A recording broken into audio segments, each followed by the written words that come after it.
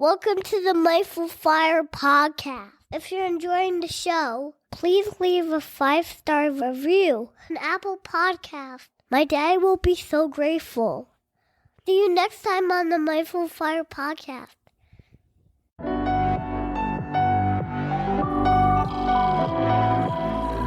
Welcome to the Mindful Fire podcast, a show about crafting a life you love and making work optional, using the tools of mindfulness, envisioning, and financial independence. I'm your host, Adam Cuello, and I'm so glad you're here. Each episode of the Mindful Fire podcast explores these 3 tools through teachings, guided meditations, and inspiring interviews with people actually living them to craft a life they love. At its core, Mindful Fire is about creating more awareness and choice in your life. Mindfulness helps you develop self-awareness to know yourself better and what's most important to you by practicing a kind, curious awareness. Envisioning is all about choosing to think big about your life and putting the power of your predicting brain to work to create the life you dream of. And financial independence brings awareness and choice to your financial life, empowering you to make your vision a reality by getting your money sorted out and ultimately making work optional. And here's the best part. You don't have to wait until you reach financial independence to live out your vision. Mindful Fire is about using these tools to craft that life now on the path to financial independence and beyond. If you're ready to start your Mindful Fire journey, go to mindfulfire.org/start and download my free envisioning guide. In just 10 minutes, this guide will help you craft a clear and inspiring vision for your life. Again, you can download it for free at mindfulfire.org/start. Let's jump into today's episode.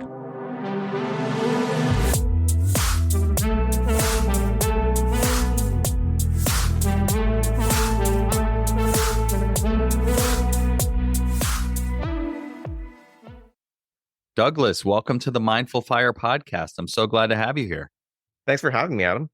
Yeah, Douglas and I met about a month ago at the Economy Conference where he was leading a breakout session that I was super interested to go to because it was all about people who have reached FIRE. They've been able to build financial independence. Some of them even have retired early, and yet they still aren't getting the happiness that they thought they would get at the end of that rainbow, so to speak. I really loved that conversation that we had in that room, the kind of presentation that you put together, and just the conversation that was going with Doc G and Jordan and other people in the room, just sharing their perspectives and all of that. And for your knowledge, Douglas, I had Jordan on the podcast. And so we got to chat about this and the idea of purpose, which he's been thinking a lot about. But today I'm really excited to explore this conversation with you and hear your thoughts as somebody who is, I believe you are FIRE and you're on the other side of it. So I'm excited to have that conversation with you. So welcome again. Yeah, thanks. That was a great little breakout session. It wasn't only me, but everyone in the room just contributed so much. So I'm excited to continue that conversation with you, Adam. So Douglas, I'd love to have you start by sharing with the audience a little bit about who you are, your journey, and what you're up to these days. Back in 2014, I got laid off from my job, and I immediately knew that I was going to take some time off. Number one, I had gotten laid off or fired many years before, and that had a major shift in my life. I was a lawyer, and I was pretty unhappy with being a lawyer. And during that layoff or firing, I actually took a year off and realized that I wanted to be a Quaker school teacher, and that changed my life.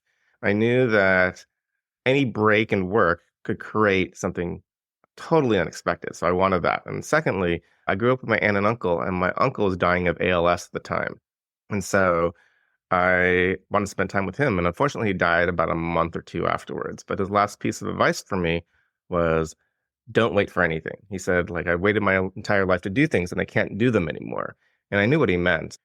We grew up in a Chinese nationalist household, and his family, they fled the communists in 1948-49 to Taiwan, and he never stepped foot in China. He was born right after that, and he'd always wanted to go back to his homeland, China, and kiss the soil, basically, right? And he had been waiting for retirement to do that. And then he had always been really interested in Europe. He had never been to Europe, but he had watched Rick Steves' Europe episodes over and over for years, and he'd been waiting for retirement to go to Europe. and he died at age 64. With those two things in my head, both like something new could happen and don't wait for anything, I actually attended a workshop with Mr. Money Mustache. Never heard of him before. Mr. Money Mustache and JD Roth. And when they were doing this workshop, I just kept on doing the math over and over. And I realized, oh, I had already done this. Like I had done 25x already. And I think what happened to me was I realized I'd spent my entire life, Chinese immigrant household, saving money and investing for more and more security. And then I realized at some point, you have enough security. And by trying to get incremental little bits of security, you're actually giving up life. And that's when I decided, okay, I'm going to stop working. I'm going to stop like trying to make my nest egg bigger. And so I decided that I owned the rest of my life. I was 42 at the time. And so I started this thing called Portland Underground Grad School, PUGS, which was a school for lifelong learners. It was this idea that the community could educate itself without having everyone pay for tens of thousands of dollars for grad school and give up their normal lives. And that thing grew in 4 years to 80 courses and 900 students. I sold that in 2019. And then during the pandemic, I became a spiritual director. And a spiritual director is just someone who listens to people as they are wrestling and thinking about their own spiritual lives. And in the meanwhile, after I sold PUGS, I started teaching a course called Financial Freedom. I have a website called schoolofinancialfreedom.com, and it's a 2-month course, and I teach people from a spiritual perspective about personal finance. And lastly, I write a Substack called Money and Meaning, where I talk about the intersection of personal finance and spirituality. So all of that has come out of that time off, that realization that you own the rest of your life. I really love the way that you put that. So all of these various projects that you just told me about are coming out of that time off? Yeah, and I have a bunch of other projects. And it's funny because like I sound pretty busy, but I'm not. Like, I take naps every day, I play soccer, I travel 3 months of the year. But like I think obviously the greatest gift of financial independence is your own time and creativity. So I have a website, a gratitude website called the Appreciation Effect, where people can take something like, if you have a spouse, you put their email in, we spit you back out a link, and you can share that link with all their loved ones. And let's say it's for their birthday. Instead of getting all these birthday congratulations on one day, we send them one note at a time. They're appreciated for essentially days on end, months on end, which is spectacular. And I do reparations type work and all this stuff. But yeah, the whole point is like I bought 25 extra years of my own life. Yeah. And it sounds like you have a lot of different interests and have done a bunch of different things. It's very cool to hear you're dabbling. Were these things that you had dreamed about, that you had started doing, or did they come to you when you had more time to think about it? Yeah, that's a great question. I started PUGS, Portland Underground Grad School, before I got laid off.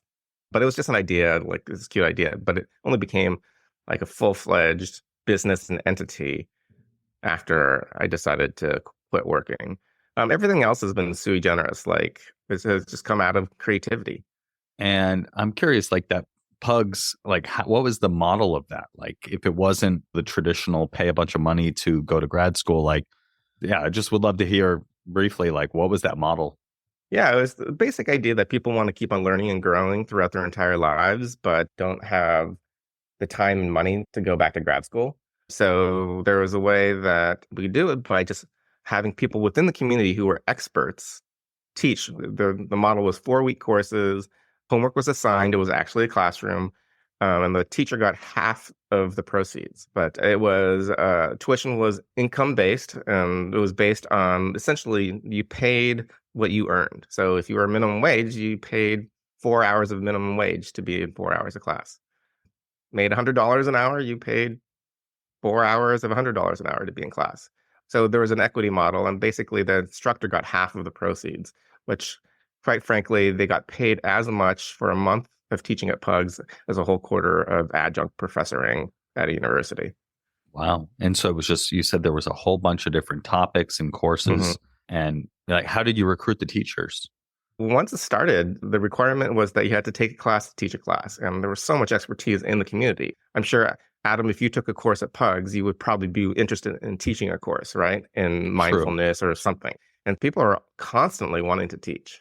Yeah, I guess so. I guess that people that are interested in lifelong learning are also prepared and interested in sharing what they know as well. Yeah, they're experts in something. Yeah. That is very cool. Is that still going? It died during the pandemic. They're trying to revive it, but we'll see what happens. Got it. It seems like a cool model and something that like a lot of communities could take into account and try out to bring more. I imagine it brings a lot of people together, a lot of smart, Yeah, interesting people together. yeah. I mean, that was half the thing. So many of our friends in life come from when we were in schools. The motto of PUGS was it's half learning and half community. In modern day, like society, we have what's called civic loneliness, right? We're not connected as we used to be, right? We don't have the civic organizations that we used to. And so PUGS was trying to fill that gap. If any of your audience wants to try and start an underground grad school, they should just reach out to me. There you go. I think it's pretty cool. Not what I thought we would talk about at the start, but hey, very interesting. Cool. So the other thing I'd love to dive into and what you shared there is you have the School of Financial Freedom and you bring together spirituality and personal finance. So I'd love to maybe you have like some key tenets or ideas, concepts that you share in there. So I'm curious to hear, how you see spirituality and money coming together. Well, it's funny. For the School of Financial Freedom, the tagline is take control of your money to build the life you want, which is basically your podcast. But I guess the easiest way to put it is people are they don't really want to look at their finances. And functionally what happens is people spend up to their incomes, whatever their incomes are. The way I think about it is people think they enter my course and they're going to think about money, but it's really about their lives. When you really get down to financial independence, it's really about what is your life really about? Who are you really about? And those are the questions I'm really interested in asking.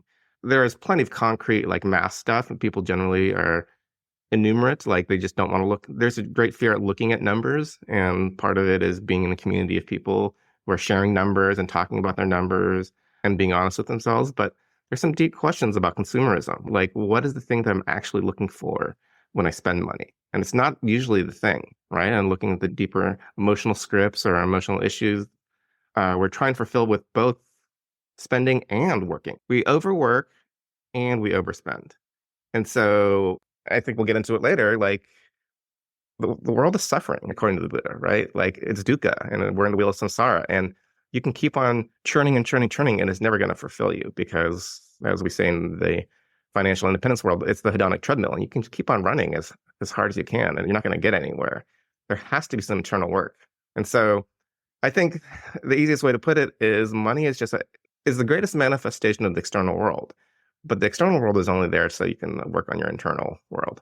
It's a great point. I was just talking with Carl Jensen from 1500 Days on the podcast yesterday, and we were talking about this idea that people in the financial independence community tend to overemphasize money as like something that's going to solve their problems and bring them happiness, when instead there's actually these other aspects of life like health and fitness and relationships that actually are much more deterministic of a happy and healthy life. But money it's black and white. It's a math problem that you can figure out pretty easily. The inner work is a lot messier, a lot more ambiguous, easier to put off, I think. That's what Carl Jung talks about. Like we spend the first half of our lives looking for satisfaction externally. And hopefully if you cross what he called the night sea journey, you realize what you're seeking for is actually internal. This all tends to come to a head when we discussed when we met at your session that people reach financial independence and yet they still don't have that happiness that they are hoping for. Why is it that people think that reaching financial independence is going to make them happy, and then why doesn't it actually happen that way most of the time?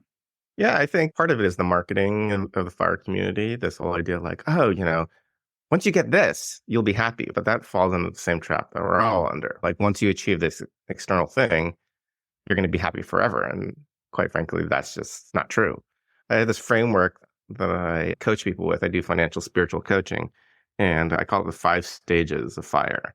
And the first stage is denial. Like you have enough money, but you're not really willing to think about the fact that you don't have to work anymore. It's the quote, but I like my job syndrome. A friend of mine, he's the head of a large organization, makes $450,000 a year, and he doesn't want to retire because being the head of a large organization gives you a ton of pretty vital psychic benefits like purpose and structure, identity, belonging, and most importantly, status. Like people listen to you when you're in those positions. But losing all those things is super scary. So there are a lot of people. I met someone in my session who's 55X, and he just hasn't retired because on some level, he has nothing to retire to. So he doesn't know what he would do if he stopped working. So I call that stage one, sort of a denial phase. Stage two, I think almost everyone who does financial independence hits this phase of like, oh, I can do all the things I've denied myself. I just had someone on my podcast who hit financial independence after taking my course, and they retired to Spain, and they're 2 years into like living in Spain and enjoying Spanish life after working really hard as American consultants and lawyers. So that party phase, I think, is totally appropriate. You travel around the world, you see all your friends, you just relax, you drink wine, basically. You drink wine in Spain. Not a bad life. For most of us, we can't do that forever. Like my dad is the wisest person I know, is like, you got to do something with your life. And then you hit this third phase, which I call identity, and you become a fire person. Like all of a sudden you start telling everyone like, oh, this is why I retired. Like I'm doing all these things, and you're just kind of show off. Like you maybe start a podcast, or maybe you like start a course, right? Like, and also you go to a economy conference, right? Because you're all about the thing that you just did. And it's this great sense of accomplishment. Again, I would say all of this is developmentally appropriate. These are all phases that I would expect anyone to go through. But, it's interesting, Vicki Robin, who's become a friend of mine, she was doing this in the 90s. And if you talk to her, she's fundamentally uninterested in financial independence. She's just doing other things because that's the whole point of all of this. The whole point of all this is not to keep on talking about your money. The whole point of it was to do things in your life that you were meant to do. And like Vicki, she's doing environmental work. She does a ton of community work. But there are some people like Carl or Doc G, like they found their groove and like this is their sense of purpose.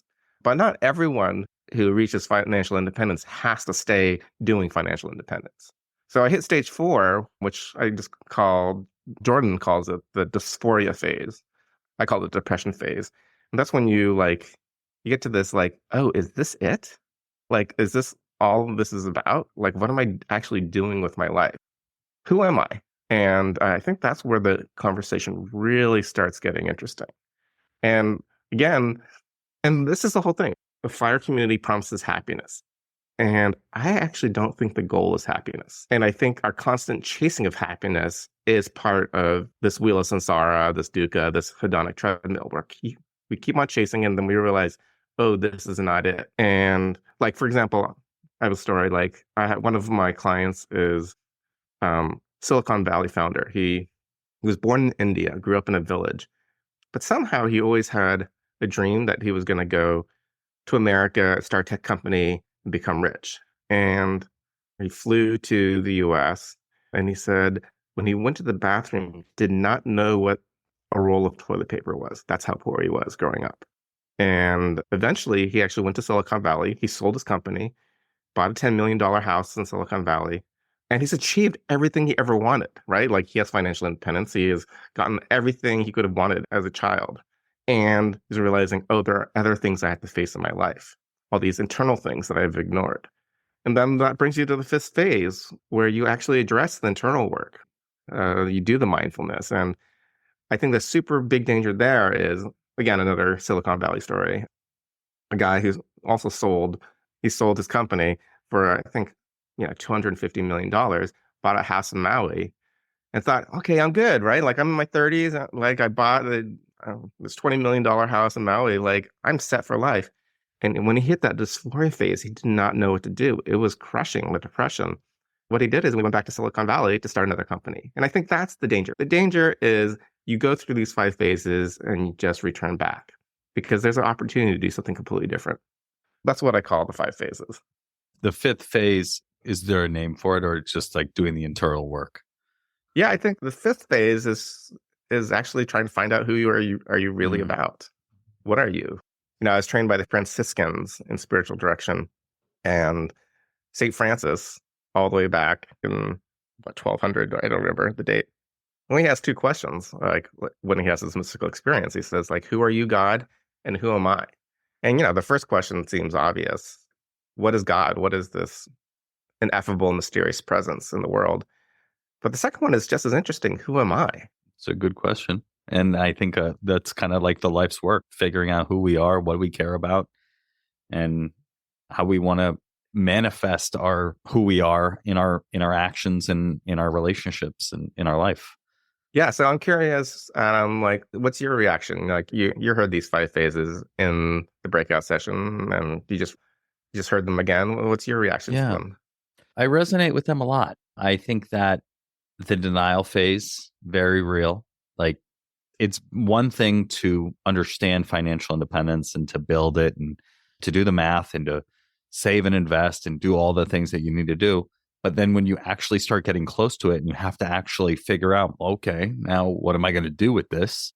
Yeah, I think that's where a lot of people really struggle. And I think once they move into the second phase of, celebration and party, like, that's just a distraction. It's great and it's well-deserved and it's fun. Also, like, you still are going to have to figure out what that next chapter looks like. And I think you mentioned nothing to retire to. And this kind of brings up something that was discussed at the conference as well, which is basically the Donegans were talking about, like, are you running from something or are you running to something?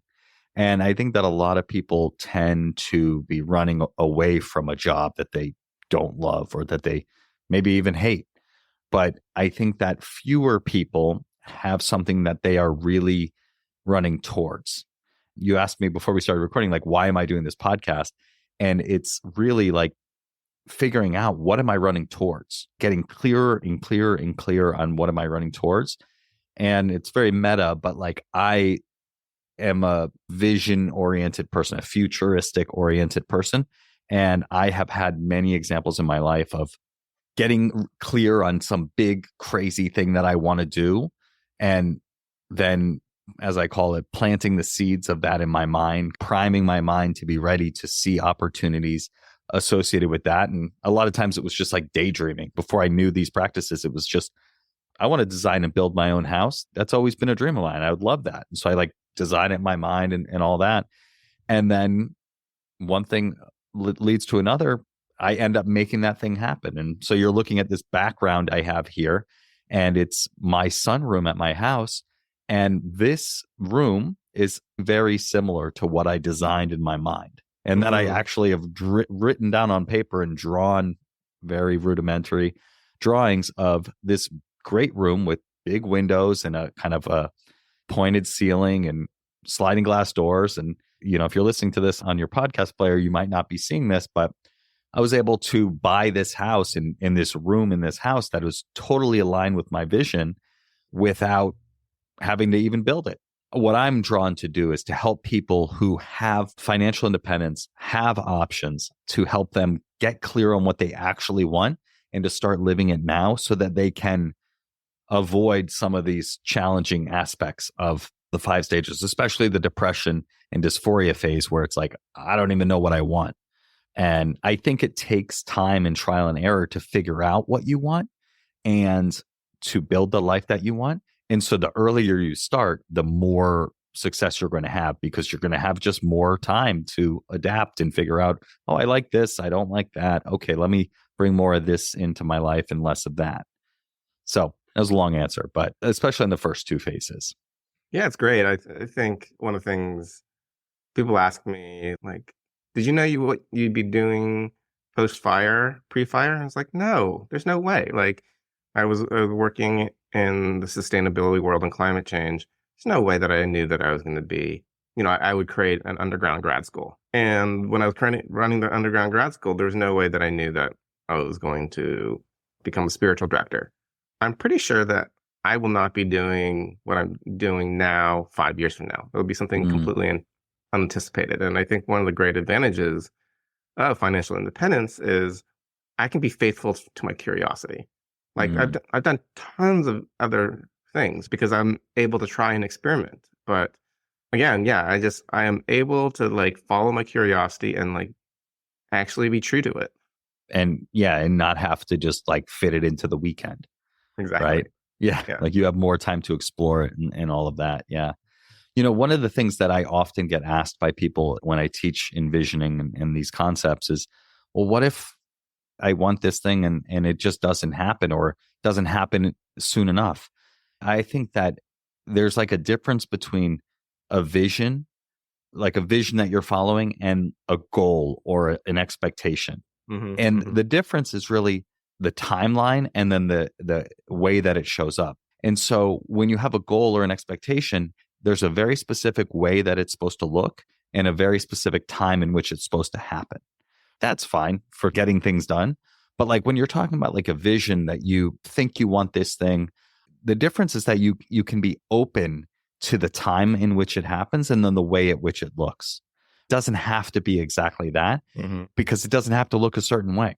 And so an example of this from my life, like I really challenge people to think really big just to kind of open themselves to the possibility of all the things that they could be interested in.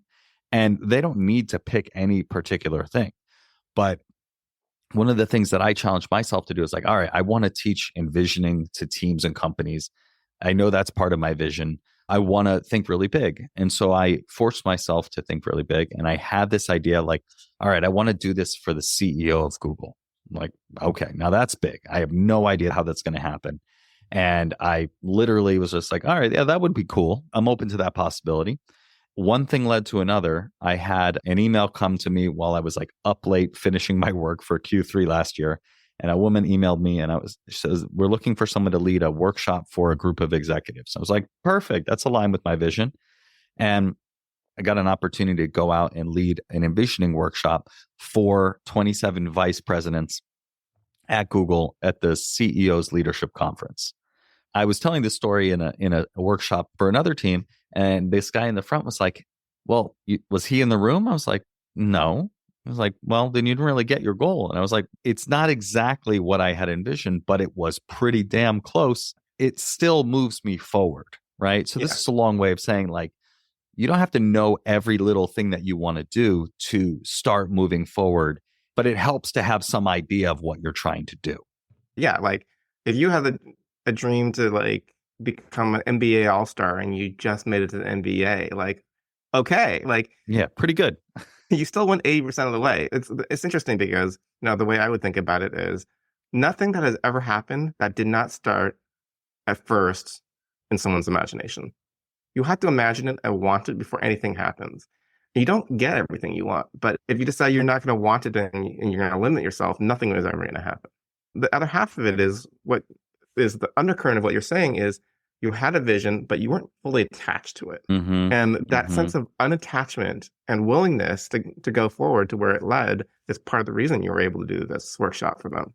Yeah, no, exactly. And I think that's a really, kind of gets back to the Buddhist philosophies that you were talking about before. Like our attachments are what cause us the most suffering. Like Right. when we're craving something or trying to push something away that we don't want, it causes us quite a bit of suffering. But when we are open and adaptive to how life comes at us, and we're not so attached to a particular outcome in a particular way, it can make all the difference, right? And it can just allow us to move with a little bit more ease.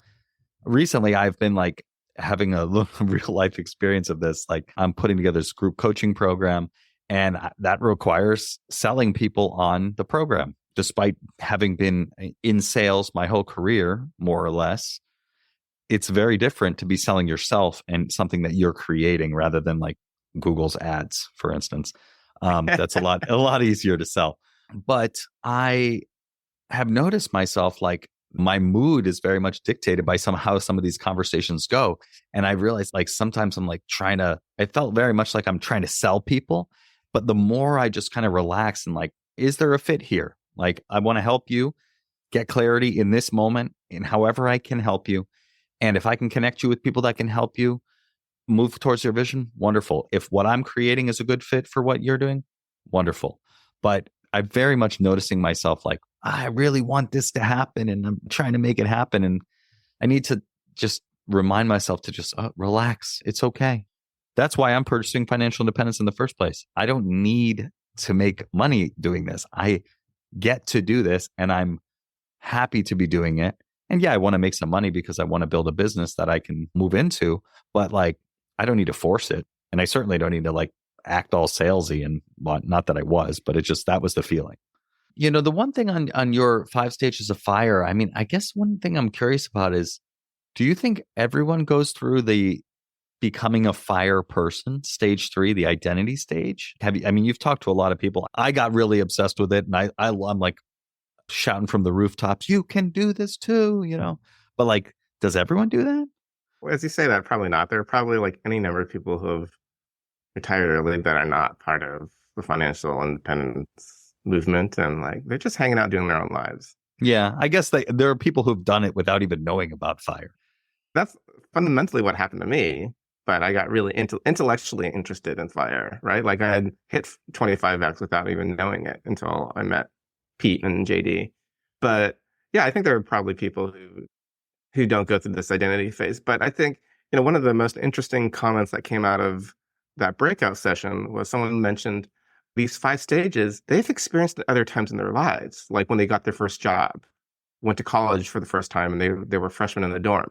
Like this disbelief, this celebration, and this sense of identity, and then a disillusionment, and then like moving on. That is the cycle we go through in life with anything new. When we claim something new, we have an identity, and then we realize this is not everything I'm all about, and then we have to keep on learning and growing.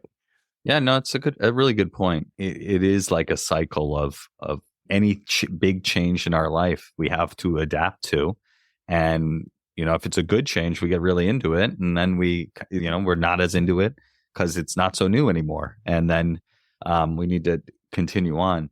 And so you help people do this inner work. I guess if someone's finding themselves here, maybe they are in the dysphoria phase, right? They're like, this is not everything it was meant to be. Like I thought it was going to be. I'm not where I think I need to be, whether they're fire already or they're in their career and they've like, this thing I thought was so great. Like, actually, I'm kind of over it. Like, what are the practices or the techniques that you recommend people do to do this inner work? First of all, I would say I've talked to Jordan about this, and I think everyone in the group that we were in together agrees. Just because you go through these 5 phases doesn't mean like you don't want to do it. There's nobody I know who has fire that's like, I wish I didn't like save enough money so I didn't have to worry about money anymore. So I just want to put that out first. This is something you all want to do. And I would suggest maybe the easiest way to put it is it's not the end all be all. Like it is just a stage on your path. It was never the goal. I actually talk about this in terms of psychedelics. I actually do some psychedelic coaching. A lot of people want to think that like psychedelics is transformation. Like, I took a psychedelic and like I'm now transformed. I'm completely healed. And I fundamentally do not believe that. I believe that psychedelics or financial independence or anything major you do is a gateway. And then afterwards, you go through the gate and you have to keep on walking the path. I think you're absolutely right. And that's kind of how in the tagline of the podcast, it's like create a life you love and make work optional using mindfulness, envisioning financial independence. Like the goal is to create a life you love. The how and the tools that you have to do that are mindfulness, to know yourself, envisioning, to get clear on what you want, and financial independence, to pay for it, to make it so that you can have the time and space to do the work to figure out what you want. But the ultimate goal is to live the life you want. It's not financial independence for its own sake. Are there any particular practices, whether reflection, journaling practices, or mindfulness practices that you teach to people in your programs that help with this inner work? Carl Jung once said that he didn't have a single client or anyone who came to him in the second half of life who did not achieve what they needed to achieve without finding a spiritual outlook on life. I think that's what happened to me, right? Like finding spirituality, and whatever you find as your own spirituality was a critical step for my own growth. Fundamentally, mindfulness or Buddhism or Christianity or Islam is essentially understanding intimacy with all things. There's something deeper within you than what we typically think of as, quote, you, and it connects to everything in the universe. However, you can actually find that spirituality, I think, is really what I help people with. And does it look different for each person? I would imagine, but I think it looks different for everyone, but it's Richard Rohr, Father Richard Rohr, who's a Franciscan monk and it's the most famous American mystic alive today. He said, they're all fingers pointing at the same moon. And do not mistake the finger for the moon. And I think the moon is like the surrender of your ego, the surrender of your personal identity into something greater. yeah, I think there is a fundamental realization I don't know, I speak for myself, like in doing this practice, right? In meditating, in practicing mindfulness and cultivating more mindfulness in my life, I've started to realize that like I'm not necessarily the thoughts that I'm thinking, the stories that I tell myself, even the body that I'm in necessarily. Like I am connected to everybody else and everything else, and we're all impacted by each other. That can be scary, but also can be comforting. It takes a load off. I mean, it's getting back to the ego. When we think we have to change the world and we have to do all these big things, it can feel like a lot of pressure. And when I can realize I'm just like a human being like everybody else, just trying to get through the day and do the best I can and make mistakes and learn from them, like it's a lot easier. It's a lot less pressure. I feel like we put so much pressure on ourselves. This idea of purpose, and I know Jordan has evolved about his ideas around purpose even after he's written the book, but like one of the things we talk about in America is like, oh, you gotta have a sense of purpose. And like, if you don't have a sense of purpose, there's something wrong with you. And I just fundamentally don't believe that. Purpose is just another one of those fingers pointing at the moon. And purpose is another way to let go of your ego and like serve, but it's not the only way. Yeah, we talked a lot about it. He has these ideas of big P purpose, right? Like we're just like, oh, I gotta change the world. I gotta do this humongous thing that's gonna get all this attention. Or I can just like be a little more patient with my kids. Or I can do this thing that I love that brings people together just because they love doing it too. He calls it the purpose anxiety that we face, where it's like, we got to have this big purpose. And it's like, no, not necessarily. Like if you want to, fine. But if it's causing you stress and making you feel like you aren't enough, like probably there's something missing that you're trying to fill a hole with this thing. You know, we talked a lot about this idea of enough and like feeling enough just as we are. We do a lot of things. We try to achieve financial independence, achievements in our career, in our life to feel like we are enough, when in reality, we are enough the second we were born. We can always come back to that. Yeah, I think the way I put it is like, really, my coaching and my teaching is really about like people looking at their not enoughness, internal not enoughness, and how it manifests out into the world. Not everyone's willing or ready to look at their internal not enoughness. No. And I think, like, how do I put this? Not enoughness is part of the human condition.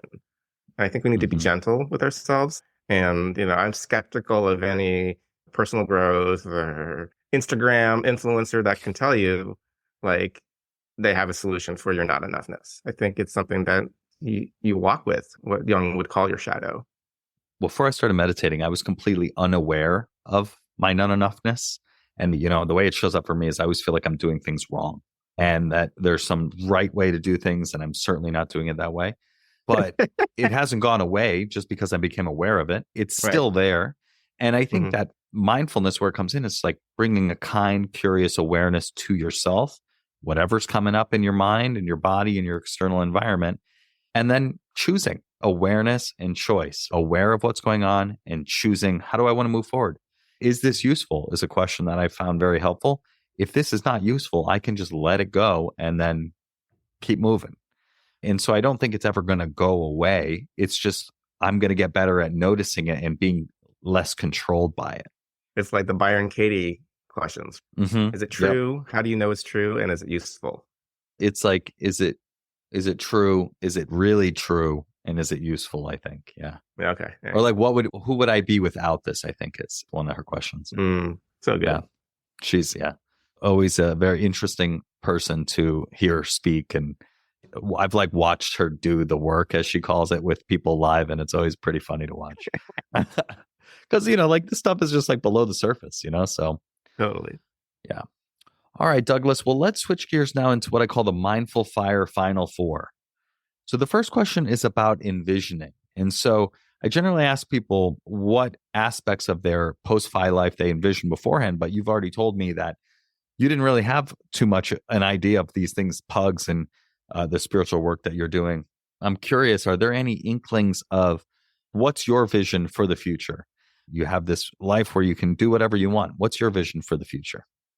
This year, I started a podcast, the School of Financial Freedom podcast. And what I did is I took the 30 lessons in my Financial Freedom 1 course, and I'm interviewing former students. And I've had students for the last 8 years. And each episode is one former student talking about one of the lessons and how they've applied the lesson and like what they're struggling with and how they would explain it to someone who hasn't taken the course. So I'm halfway through that. It's funny because I did not think I was going to be a podcaster. I didn't think I was really good at talking or thinking out loud. I think of myself more as a writer. But doing that podcast has given me confidence that, I can do this. And so, again, following my curiosity, I'm starting a second podcast. And the second podcast is called The Three Vows. The idea that the three vows is taking the traditional monastic vows that are found around the world in Christianity or Buddhism or Hinduism, Taoism.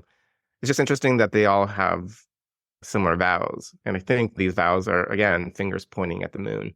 But the vows are poverty, obedience, and chastity. And I know most people do not want to live in poverty, obedience, and chastity.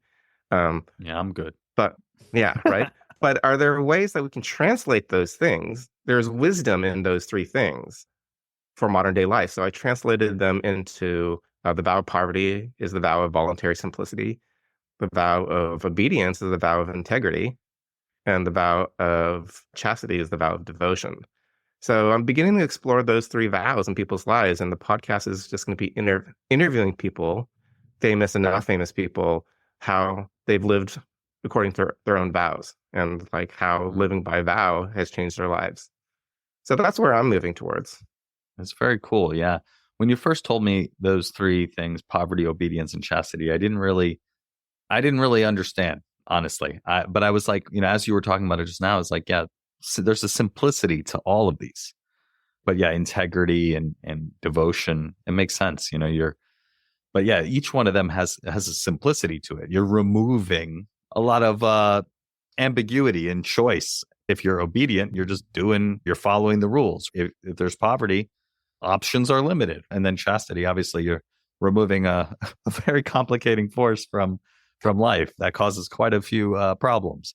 But well, it's funny because I think of all of these things as ways of limiting your ego, which is what we're really talking about. Mm-hmm. And those are really aesthetic, extreme ways of limiting your ego. But I think there are ways to actually be mindful of your ego through voluntary simplicity, integrity, and devotion. It's interesting because people freak out about chastity, but chastity just actually literally means devotion. For example, are you married, Adam? I am. So when you took wedding vows, that was a chastity vow. It was actually a vow of devotion to the person you married. The vow of chastity is just agreeing that, like, I'm going to surrender my own selfish desires because of this person or this other thing. That I'm saying is more important. More important than just following whatever I want in the moment.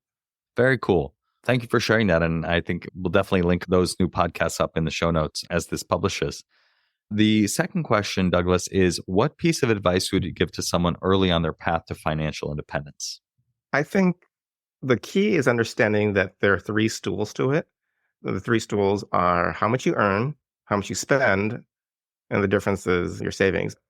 The third one is how you invest. And all three stools have to work, right? And most people are good at least on one stool. Like some people make a lot of money, but they don't save anything. Or some people are great at budgeting, but they have not really maximized their earning potential. And even when you do all that, if you don't invest your money, you're never going to get anywhere. So my advice is for someone young is you got to be good at all three stools and focus on the ones that you're not good at. And quite frankly, the ones you're not good at are probably the places where you are the greatest potential for personal growth. Yeah, there's probably something that you need to confront that's Exactly. keeping you from being better at that. If that thing wasn't there, you'd already be good at it. Very good point. Yeah, definitely the things that we aren't good at or we want to avoid are definitely the areas we probably need to look at a little bit more closely. All right. The third question, Douglas, is what piece of advice would you give to someone getting started with meditation and or mindfulness? Well, it's funny. Like, I am not a good meditator, not a good mindfulness person. So I have many friends who have done the hard work of doing the mindfulness because no one ever thinks they're good at it, right? Mm-hmm. And I would say there are many paths to God. Mindfulness is a path, and you may find another path. Be open to different paths and different ways in accessing that. It is funny. I have a question back for you. Like, Sure. one of the comments I've heard with American mindfulness and meditation is the people who are most attracted to it, people who are generally kind of emotionally avoidant. Thoughts on that? Interesting. I don't know. I think if you're doing it with the spirit of it, you're confronting the emotions. But at the same time, the emotions are going to come up. Like for me, like the awareness of, wow, there's like this inner critic that's just like talking shit about myself 24 hours a day. Wow. Like that's tough to look at. That's tough to realize. There's these stories that I have that can happen and it's likely to happen. Sometimes it's nice to just like, as I describe it, like our minds are like a snow globe constantly being shaken up and agitated. And mindfulness and meditation, like setting the snow globe down on the table, allowing the snow to settle so you can see more clearly what's inside. Sometimes it's nice when you're in the turmoil or whatever, like you're feeling strong emotions, just to kind of like set that snow globe down and be like, I'm going to put this down for a little bit. And so I could see, some people using it as a outlet to just not look at some things. But I think that ultimately the practice itself is going to bring those things up again and again and again until you actually look at them. Beautiful. Yeah. Thank you. I've kind of experienced both in my own practice, but yeah, go ahead. It's comparing it to like, I don't know, people who go to church, which is a very interpersonal experience. Meditation is a very individual experience. That's true. Yeah. Okay. The last question, Douglas, is how can people connect with you online, learn more about your new podcasts, the course that you offer? Where's the best place for people to go and learn more about what you're working on? Yeah, I think that there are three places to find me. First of all, my own personal website, which is douglastsoi.com. That's douglastsoi.com. And that's where I offer spiritual direction and financial spiritual coaching. I write on Substack, douglastsoi.substack.com, but the Substack is called Money and Meaning. It's an intersection of personal finance and spirituality. So that's douglastsoi.substack.com. And lastly, you can find me at schooloffinancialfreedom.com, where I teach Financial Freedom 1 and 2, which is a 2-month course and cohort with other people where you learn the basics of personal finance and the inner work that you need to achieve it. And you can find the School of Financial Freedom podcast on any of the major platforms like Spotify or Apple Podcasts. Very cool. Well, I will link all of that up in the show notes. And I'm sure a lot of people will go check it out because it sounds very interesting and quite similar to what we talk about here. Yeah, same realm. Yeah, super grateful to be on this podcast because we're just so aligned in the way we look at both FIRE and mindfulness. Thank you so much for being here and sharing your wisdom with the audience, Douglas. All right. It's good to see you, Adam. Thanks for joining me on today's episode of the Mindful Fire podcast. If you enjoyed today's episode, I invite you to hit subscribe wherever you're listening to this. This just lets the platforms know you're getting value from the episodes and you want to be here when I release additional content. If you're ready to start your Mindful Fire journey, go to mindfulfire.org/start and download my free envisioning guide. In just 10 minutes, this guide will help you craft a clear and inspiring vision for your life. Again, you can download it for free at mindfulfire.org/start. Thanks again, and I'll catch you next time on the Mindful Fire podcast.